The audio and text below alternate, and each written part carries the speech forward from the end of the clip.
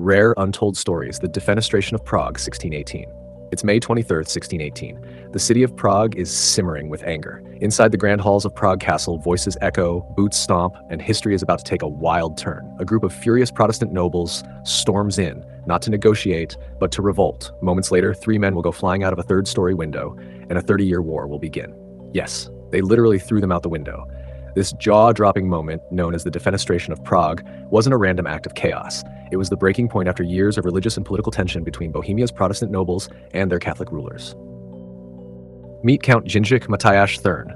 The man who snapped Count Thurn was a bold, determined noble, smart, stubborn, and fiercely Protestant. For years, he'd watched the Catholic Habsburg rulers tighten their grip on Bohemia, stripping away the rights Protestants had gained under the Letter of Majesty in 1609. That letter had once guaranteed religious freedom. Protestants could build churches, worship freely, and govern their affairs. But when Emperor Matthias and his devout Catholic cousin, Ferdinand of Styria, began undermining those freedoms, the Protestants saw what was coming: suppression, persecution, and the death of their faith.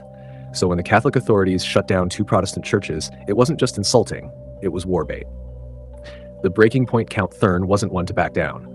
On May 23, 1618, he led over 100 armed Protestant nobles into Prague Castle to confront the imperial regents responsible.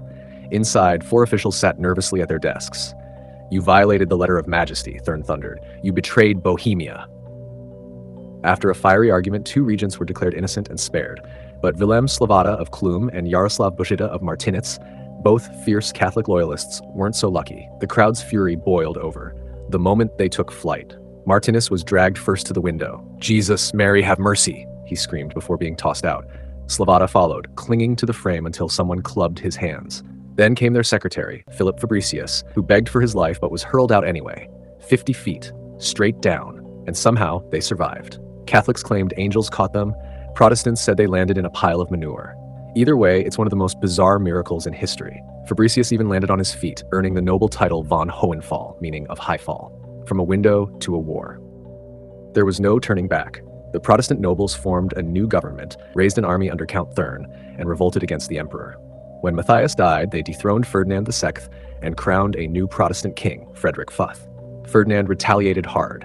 His Catholic forces crushed the rebellion at the Battle of White Mountain in 1620, but the war didn't stop there. What began as a Bohemian revolt exploded into the 30 Years' War, dragging in Denmark, Sweden, and even Catholic France. For 3 decades, Europe burned in one of the most destructive wars ever fought. So, what do you think? Was the Defenestration of Prague a heroic act of defiance or a reckless spark that doomed millions?